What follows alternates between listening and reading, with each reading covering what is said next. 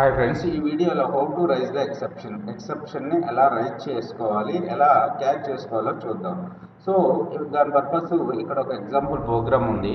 ఈ ప్రోగ్రామ్ యొక్క main intention ఏంటంటే, నేను ఏదైనా ఒక ఇంటిజర్ వాల్యూని ఒక ఫంక్షన్కి పాస్ చేసినప్పుడు ఆ ఇంటిజర్ వాల్యూ స్క్వేర్ అయ్యి నాకు అవుట్పుట్ రావాలి. ఒకవేళ నేను ఇంటిజర్ వాల్యూ కాకుండా ఏదైనా క్యారెక్టర్ని కానీ నేను పాస్ చేసినప్పుడు నాకు ఏమని రావాలి, నాట్ మ్యాచింగ్ విత్ ఇంట్, దిస్ ఈజ్ ద క్యారెక్టర్ అని చెప్పి, లేకపోతే నాట్ మ్యాచింగ్ విత్ ద ఇంట్ అని రావాలి. సో దాని పర్పస్ నేను ఏ ఈక్వల్స్ టు ఒక వేరియబుల్ తీసుకుంటున్నాను, ఏ ఈక్వల్స్ టు 20 అని ఇచ్చాను. తర్వాత ట్రై బ్లాక్, ఎక్సెప్ట్ బ్లాక్, ఈ రెండింటిని తీసుకున్నాను. ట్రై బ్లాక్లో ప్రింట్ ఆఫ్ REXPA అంటే ఏ పారామీటర్ని పాస్ చేస్తున్నాను, ఏ వాల్యూలో 20.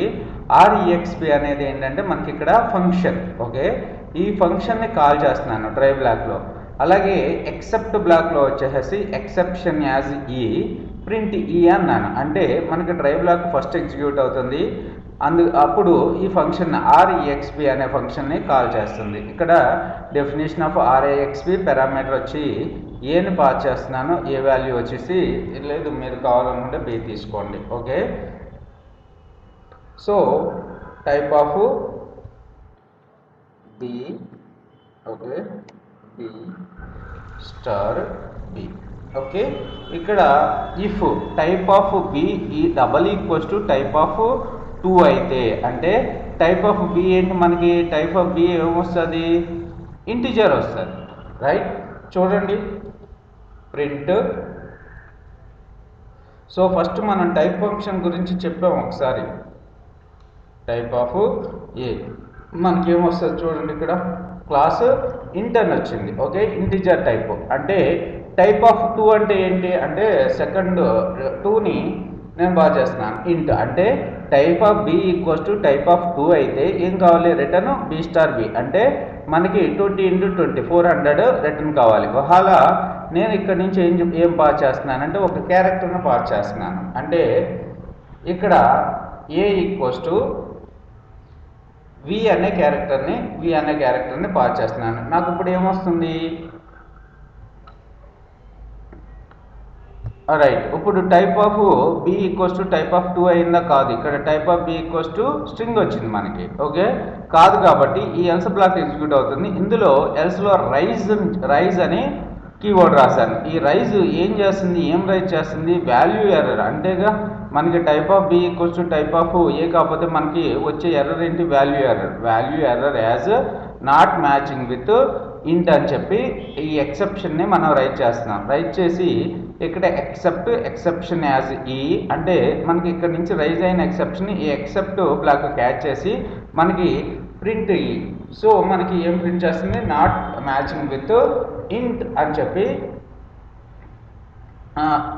మనకి వాల్యూని రిటర్న్ చేస్తుంది. ఇలా కాకుండా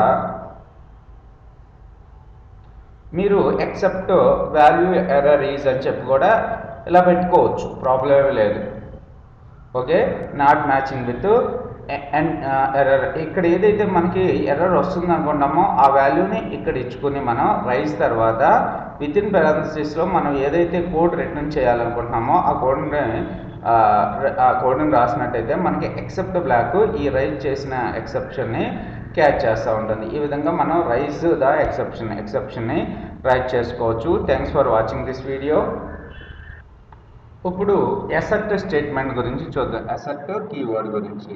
When it encounters an assert statement, Python evaluates the accompanying expression which is hopefully true. If the expression is false, Python rise an assertion error అని చెప్తున్నారు. అంటే ఇప్పుడు చూడండి, నాకు ఒక టెస్ట్ అనే ఫంక్షన్ని కాల్ చేస్తున్నాను. ఆ టెస్ట్ ఫంక్షన్లో 2 పారామీటర్స్ ఇస్తున్నాను.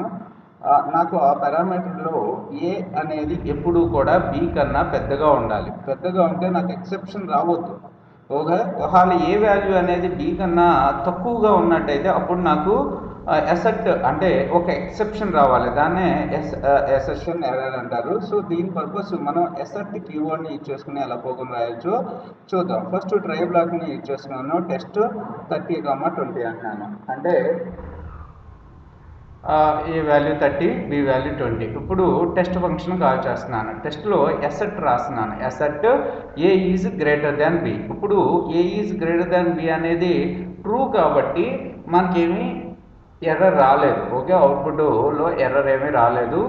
ఎక్సెప్ట్ ఫంక్షన్ మనకు వర్కౌట్ కాలేదన్నమాట. ఇప్పుడు కామా ఏ తర్వాత A must be big than B. ఇప్పుడు చూడండి, ఇక్కడ నేను చూసుకున్నట్టయితే ఏ వాల్యూలోకి 0 పాస్ చేస్తున్నాను. ఇప్పుడు మనకి ఈ కండిషన్ అనేది ఫాల్స్ అయింది. ఎసెట్ is A greater than B false కాబట్టి మనకి ఈ ఎక్సెప్షన్ని రైట్ చేస్తుంది అనమాట. రైట్ చేసి ఆ ఎక్సెప్షన్ నేను ఎక్సెప్ట్ బ్లాక్లో క్యాచ్ చేస్తున్నాను. ఎక్సెప్షన్ యాజ్ ఈ ప్రింట్ ఈ అంటున్నాను. ఇప్పుడు మనకు అవుట్పుట్ ఏమొచ్చింది? A must be big than B అంటుంది. మీరు ఎక్సెప్షన్ అని రాయకుండా ఇక్కడ కావాలంటే ఎసెప్షన్, ఇక్కడ ఎసెప్ట్ కీవర్డ్ వాడాం కాబట్టి ఇక్కడ ఎసెప్షన్ ఎర్రర్ అని కూడా మనం మెన్షన్ చేసుకోవచ్చు.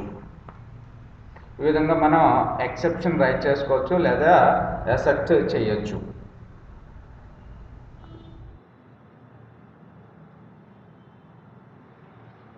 Thanks for watching this video.